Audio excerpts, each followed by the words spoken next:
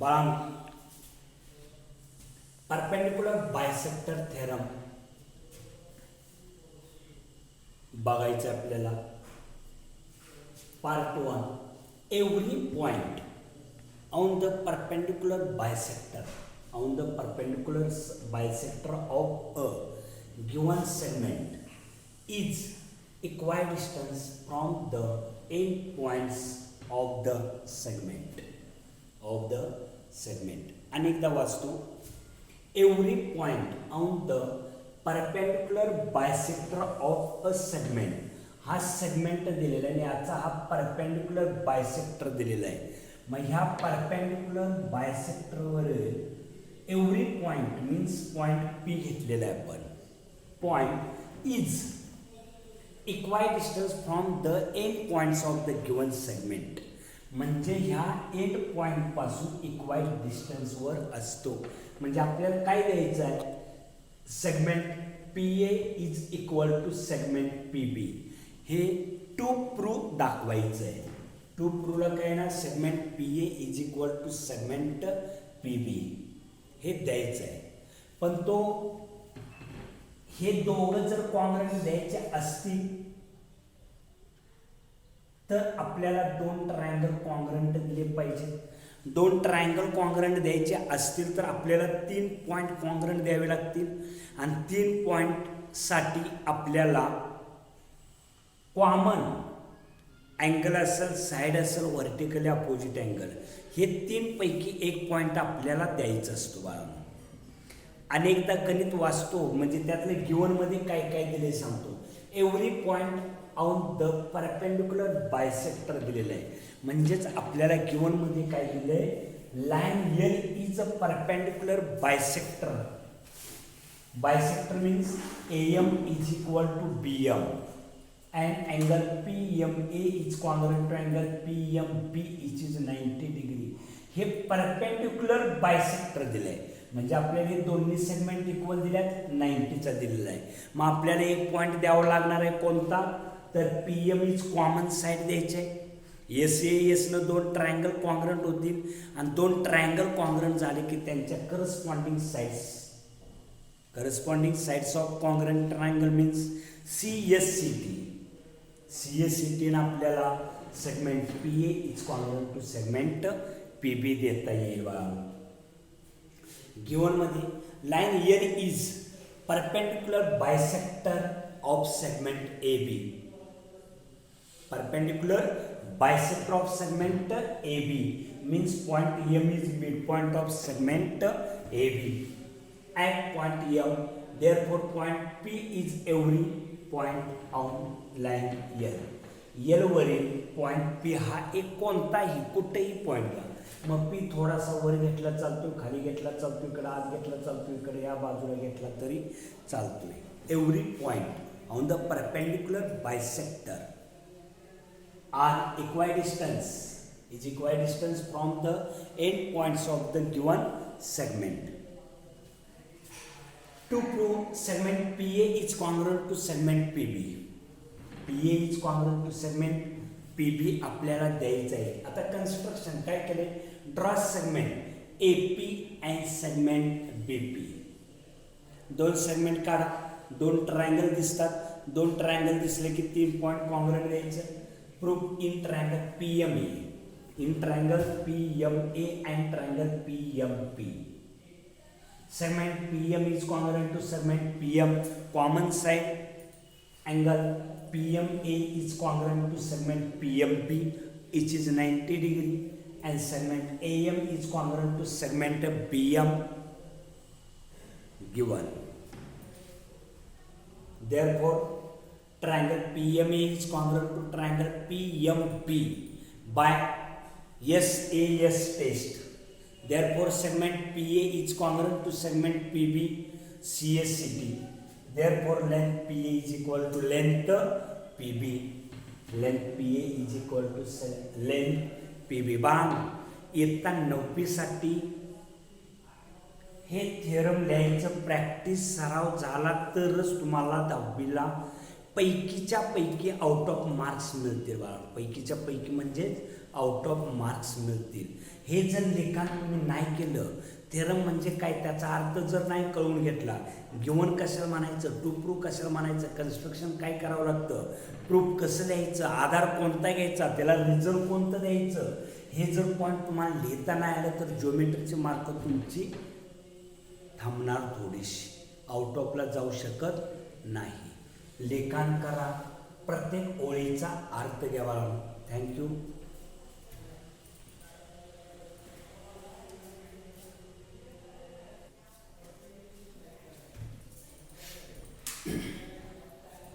बाण पुढला थेरम दिलेला आहे part second, perpendicular bisector theorem मधला पार्ट सेकंड. आता अर्थ काय देतो बाबा, पहिल्यांदा थेरमचा अर्थ देतो. Any point equidistance from the end point of a segment lies on the perpendicular bisector of the segment. Any point म्हणजे हा जो आपल्याला सेगमेंट कोणता दिला आहे, ए बी. बा any point on the perpendicular bisector of a segment, any point equidistance from the end points म्हणजे हा perpendicular segment, any point equidistance from म्हणजे आपल्याला कुठलाही पॉइंट जर तो इक्वाय डिस्टन्सवर असेल म्हणजेच A P is equal to B P दिलेलं आहे. मग any point equidistance from the end point of a segment is a segment lies on the perpendicular bisector of the segment म्हणजे त्या सेगमेंटच्या एंड पॉइंट पासून इक्वाय डिस्टन्सवर जो point असतो तो point कुठं असतो तर त्या सेगमेंटच्या परपेंडिक्युलर बायसेक्टरवर असतो. म्हणजेच आपल्याला segment P A is equal to segment P B हा गिवनमध्ये दिलेला आहे आणि टू प्रूफ काय द्यायचं आहे, segment P M is a perpendicular segment A B और line P M is perpendicular bisector of segment A B द्यायचं आहे. म्हणजे परपेंडिक्युलर बायसेक्टर द्यायचा म्हणजे काय करायचं तर इथं आपल्याला दोन अँगल कॉन्ग्रंट द्यायचे, 90चे अँगल द्यायचे लिनियर पेअरमधून. मग आता दोन जर आपल्याला अँगल 90 जर द्यायचे असेल तर 90 मीन्स इक्वल आलं, CACT म्हणाय काय हरकत नाही आपल्याला बाळा. मग आपल्याला जर 90 जर यायला पाहिजे असेल तर दोन अँगल कॉन्ग्रंट आले पाहिजे. दोन अँगल कॉन्ग्रंट द्यायचे असतील तर आपल्याला दोन ट्रायंगल कॉन्ग्रंट दिले पाहिजेत. दोन ट्रायंगल कॉन्ग्रंट द्यायचे असतील तर 3 पॉईंट कॉन्ग्रंट दिले पाहिजेत. मग आता 3 पॉईंट कॉन्ग्रंट द्यायचे असतील तर आपल्याला P A is congruent to segment P B given, segment A M is congruent to segment B M construction केलेलं आहे आपल्याला बाळा. and PM is congruent to segment PM means common side. yes test दोन triangle congruent झाले. therefore angle PMA is congruent to segment angle PMB. therefore angle PMA plus angle PMB is equal to 180 degree. to measure of angle PMA is equal to 180 degree. दोनों गुणलेला जाऊन divide केलं, PMA is equal to 90. therefore segment PM is perpendicular bisector of segment AB. segment AB. therefore but point M is midpoint of segment AB. therefore line PM is the perpendicular bisector of segment AB. therefore point P is on the perpendicular bisector of segment AB. of segment AB वर दिलेला आहे तो once more point given मध्ये काय काय येणार जे दिले ते गिवन मध्ये येणार.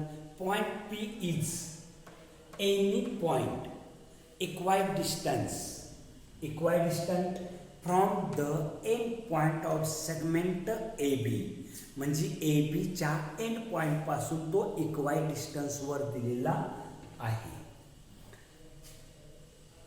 सच that P is equal to P B गिव्हनमध्येच आहे तो. टू प्रूव्ह काय, point P is on the perpendicular bisector of segment A B. Point P is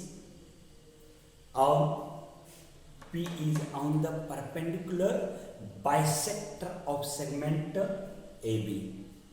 Construction, take midpoint M of segment AB and draw line PM. एक line काढायची आणि M हा काय केला आपण मिड पॉईंट घेतलेला आहे, ते कन्स्ट्रक्शनमध्ये आलं. मग आता आपल्याला जर mid point M is mid point of segment A B means A M is equal to B M. Construction आपल्याला इथं द्यायचं आहे बघा, A M congruent segment B M construction द्यायचं. एक पॉईंट कॉमन साईड आली, गिव्हनमध्ये आला, एस टेस्ट मिळाली. प्रूव्ह इन ट्रायंगल, बा इकडं लक्ष ठेवा, in triangle PMA and triangle PMP. Segment PA is congruent to segment PB given. Segment PM is congruent to segment PM. Common side segment AM is congruent to segment BM. Construction. Therefore, triangle PMA is congruent to triangle PMP by yes test. Therefore, angle PMA is congruent to angle PMP. CACT. But angle PMA plus angle PMB is equal to 180 degree. Give reason angles in a linear pair. मग आता दोघी congruent आहेत, एकाची दुप्पट करायची. Therefore, 2 angle PMA is equal to 180 degree. बघा ह्या दोघांची बेरीज 180. मग हे दोघंही कसे आहेत, कॉन्ग्रंट आहेत. मग एकाची दुप्पट केली बरोबर 180. दोननं गुणलेलं जाऊन डिवाइड केलं, PMA इज इक्वल टू 90. मग PMA 90 असेल तर PM perpendicular segment A B. But point M is mid point of segment A B. Therefore, line PM is the perpendicular bisector of segment AB. म्हणजे PM जे दिलेला आहे तो perpendicular bisector of segment AB दिलेला आहे. Therefore, point P is, आता point P कुठं असणार आहे, त्या परपेंडिक्युलर बायसेक्टरवर असणार आहे. Therefore, point P is on the perpendicular bisector of segment AB. Okay बाळांनो, प्रत्येक ओळ तुम्हाला समजणार नाही ताबडतोब. एकता 9वी हे थेरम ताबडतोब तुम्हाला समजत नाही तरी सुद्धा तुम्ही लिखाण करा, त्या फिगरकडे लक्ष द्या. लिखाण फिगर सातत्य ठेवले की तुम्हाला थेरम व्यवस्थित समजावून येतील, समजत जातील बाळा. आणि फक्त तुम्ही ऐकणं आणि बघणं म्हणजे तुमचा अभ्यास घडणार नाही, पैकीच्या पैकी मार्क्स मिळणार नाही. धन्यवाद.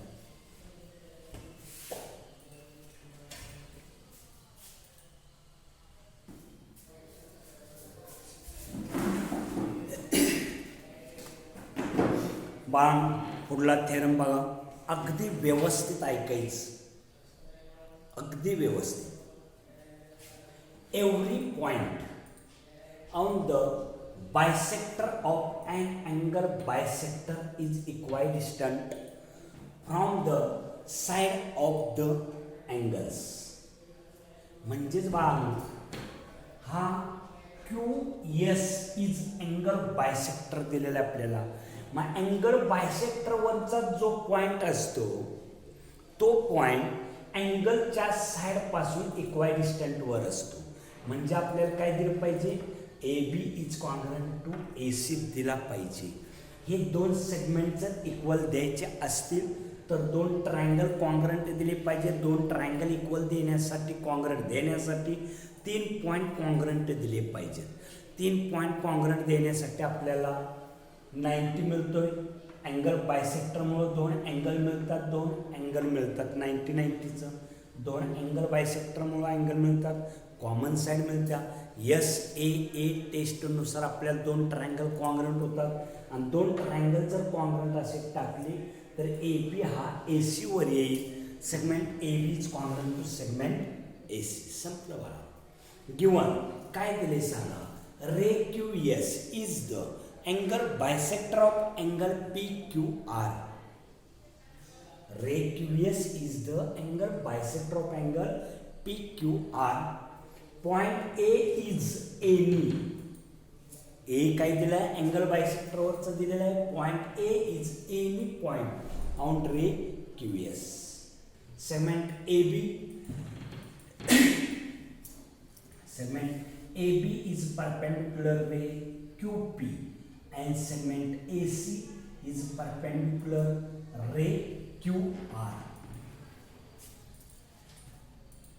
To prove segment AB congruent segment AC. Segment AB congruent segment AC congruent द्यायचे आपल्याला in triangle QBA and triangle QCA.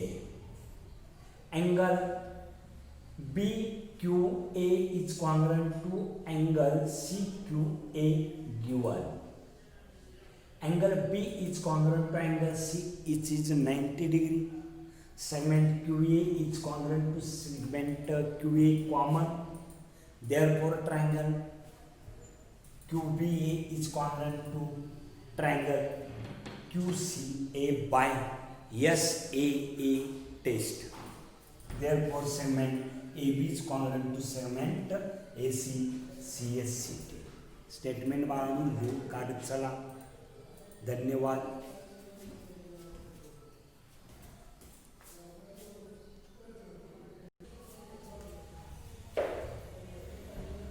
बाण पुढला थेरम काय दिलाय बघा काळजीपूर्वक. एनी पॉइंट कोणताही point equidistance from side of and angle is on the bisector of the given angle. जर बाळांनो ह्या साईड अँगलच्या साईडपासून इक्वाय डिस्टन्सवर जो पॉईंट असतो तो पॉईंट त्या अँगल बायसेक्टरवर असतो असं सांगायचं आहे त्यांना. बा any point equidistance from the sides of an angle. हा ए पॉईंट जो दिलेला आहे तो इक्वाय डिस्टन्सवर दिलेला आहे. Side of the angle and angle is on the bisector of the angle. त्या अँगल बायसेक्टरवर तो असतो. ओके, म्हणजेच आपल्याला 2 अँगल कॉन्ग्रंट गिवनमध्ये दिलेले आहेत ते नाही गिवन द्यायचे आहेत ते आपल्याला बाळा. सॉरी, इक्वाय डिस्टन्सवर म्हणजे गिवनमध्ये A B congruent segment AC हा दिलेला आहे गिवनमध्ये. Given A is a point. A is a point in the interior of angle PQR. PQR च्या अंतर्भागात A पॉइंट दिलेला आहे. So that segment AC perpendicular ray QR and segment AB perpendicular ray QP. That is segment and AB is equal to AC. Okay, to prove ray QA is the angle bisector of angle QPR. That's R. That is angle BQA is congruent to angle CQA. हे द्या किंवा हे द्या, दोन्ही पैकी कोणतेही उत्तर दिलं तरी आपल्याला चालते. Proof in triangle BQA and triangle CQA. Segment QA is congruent to segment QA common side. Segment AB is congruent to segment AC given. Angle B is congruent to angle C, which is 90 degree. Therefore, triangle BQA is congruent to triangle CQA by hypotenuse side test. Therefore, angle P Q A is congruent to angle C Q A C A C T. C A C T संपलं बाळा. लिखाण करा भरपूर बाळा. Out of marks मिळाली पाहिजेतच. Okay, धन्यवाद.